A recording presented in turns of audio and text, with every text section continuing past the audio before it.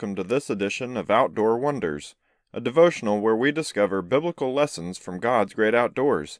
I'm your host, David Garner. For more devotionals and object lessons, visit outdoorlessons.org. Today's lesson is titled, Our Tent Home. Our key text.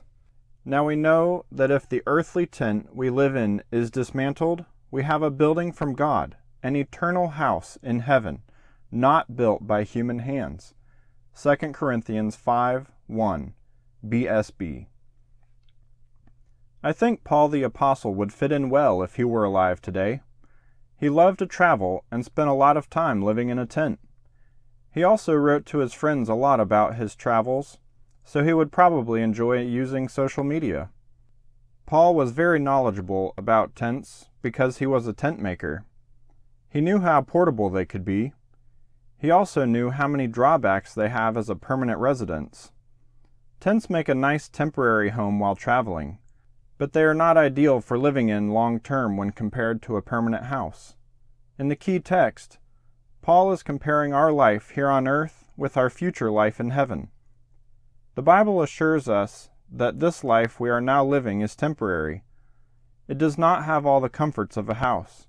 There is hardship and troubles. Storms can wreck our lives and blow our tent over, so to speak. Tents are simple and only provide the bare necessities. Much like this life, we often only have the essentials to live. We do not have the assurance of tomorrow. This life may collapse around us. It may wear out. Sickness, pain, financial hardship, unkind people, and death have likely afflicted you in this life. Paul reminds us of the hope we have in Jesus. Even though our home, our body, this whole life may be dismantled, we know it is only temporary.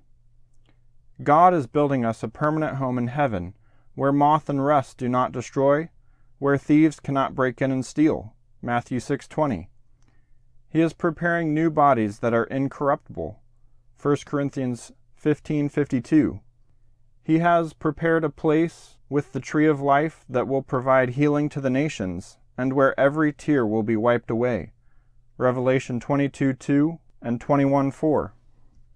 God has already demonstrated the fulfillment of a promise like this before. The children of Israel lived in tents for 40 years as they wandered the wilderness, hoping for the day when they would arrive in the promised land and build permanent houses. And one day, God fulfilled his promise to them. Even greater assurance is provided by the resurrection of Jesus. While in this temporary life, he did not even have a tent to live in. But God has already raised him to life in an incorruptible body and taken him to live in a permanent home in heaven. He has promised to do the same for you and me. Here's a question to ponder. What other promises in the Bible can you cling to when your life is falling apart? For more devotionals and object lessons, please subscribe and visit outdoorlessons.org.